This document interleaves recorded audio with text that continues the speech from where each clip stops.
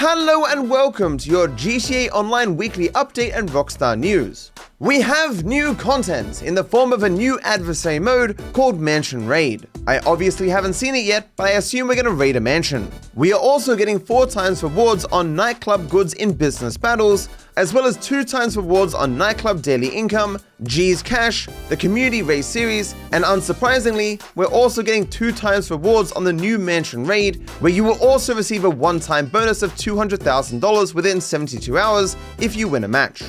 The weekly challenge this week is just complete 1 business battle, which will grant you an extra $100,000.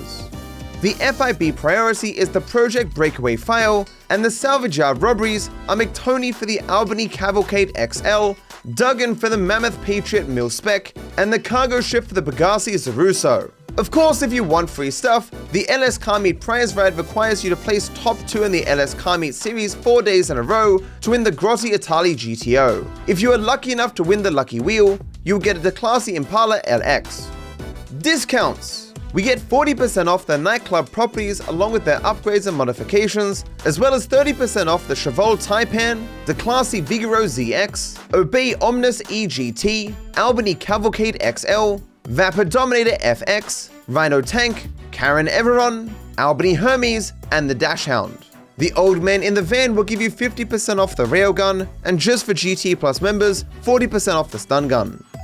The Premium Deluxe Showroom features the Dubachi Rapid GT, Vapid Blade, Canis Kalahari, Dundry Landstalker XL, and the LCC Avarice. Luxury Autos has the Grotti GT750 and the Ubermax Sentinel XS24. The premium test ride is the Anis Euros X32, and the standard test rides are the Grotti Carbonazare, Grotti GT500, and the Grotti Stinger. The premium race is Wang Park, the time trial is Storm Drain, and the HSW time trial is North Chumash to Palomino Highlands. And now for rapid fire news. A Rockstar spokesperson confirmed that some of the previous leaks were genuine, and they resulted in the firing of 3 employees for sharing GTA 6 information with third parties and influencers. 1 employee was fired in 2023 and 2 in 2025. They stressed that these dismissals were unrelated to the recent union-busting allegations. This has fueled speculation about which previously unverified leaks may now deserve greater credibility. One such example is a list that surfaced in 2025, claiming GTA 6 would feature over 700 enterable interiors, functional elevators, 5-story chapters, 6-star wanted levels, weight gain and loss mechanics, a relationship system for Jason and Lucia, a limited weapon loadout, and more. Some reported that Jason Schreier, a reliable gaming industry insider and journalist, believes that GTA 6 will probably need to be delayed again. Jason came forward to say that he was taken out of context, and he doesn't believe another delay will necessarily happen. Instead, he said he wouldn't be shocked if GTA 6 does hit its current fall release date, as this would mean GTA 6 would follow the same delay pattern as Red Dead Redemption 2. He notes that of course another delay is always going to be possible, given that game development is a long and complicated process. A reliable leaker has claimed that the next generation of Nvidia graphics cards will not be released until the second half of 2027. It is therefore possible that these graphics cards will be coming out around the same time as the GTA 6 PC release. The data miner Lucas 7 Yoshi discovered that an apparently uninteresting notebook in the Chop Shop cargo ship robbery actually hides some hidden sketches and writing, which are only visible if you remove the cover using external software. The note is about a breakup and it reads, "You generally go around and around, you keep discussions unclear on the grounds that you're uncertain and befuddled, you quarrel over unacceptable things, and decline to comprehend her reasons. She left since you didn't give her any reason to remain, so it's always good to leave when you're not respected enough. Hope you end up being with the best person." No one knows why this is here, or if this is meant to be a reference to something. The recent discovery of a new Red Dead Redemption 2 mystery has prompted its creator to come forth to say that he never expected the community to find it, and that it's wild that they managed to uncover it at all. Hopefully this response suggests that the mystery was actually finished in the game, and there's the possibility of a satisfying conclusion waiting once everything is fully solved. CFX,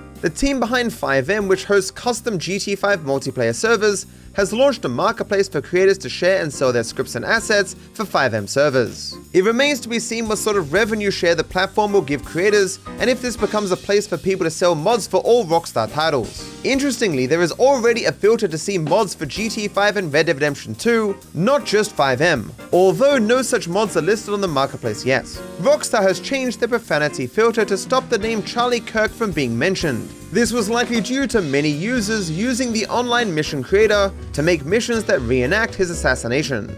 The fan-made online multiplayer mod for Rockstar's game Bully, which added a wide range of additional content and features, is unfortunately shutting down. There is no official word as to why, but given the sheer scorched earth degree of removal of any aspect of the mod from the internet, it is fair to assume there was some official takedown notice from Take-Two Interactive, which is Rockstar's parent company. It is sad to see such passion and hard work crushed by a billion-dollar corporation. It's unfortunate that for people to enjoy these creations, especially online multiplayer games, there must be some promotion of the material, but sadly this increases the risk of it being taken down.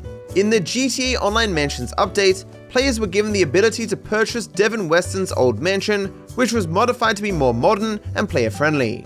Unfortunately, Rockstar forgot to take out the vehicle collision from the old design of the mansion, leading to some fairly broken interactions. There has been an update in the UK court case involving 34 former Rockstar employees who claim they were illegally dismissed for union-related activities rather than for leaking confidential information on Discord, as Rockstar alleges. The main development is that the court denied the workers interim relief. This means that the judge was not persuaded that the workers were likely to succeed at the final hearing, so Rockstar does not have to continue paying them while the case is pending. This understandably has some serious financial consequences for some of the employees, particularly those on work visas. People Make Games reported that Rockstar notified the government immediately that some of those they terminated were visa holders that they previously sponsored to work in the country. Rockstar could have maintained their sponsorship and allowed them time to appeal, but chose not to, and so this triggered a 3-month deadline for them to leave the country. Had interim relief been granted, those workers could have remained. With it denied, they now likely face removal. Importantly, this was not a final ruling on the entire case. The judge only assessed likelihood of success based on limited evidence at this early stage. The full unfair dismissal trial has yet to be heard and remains months away.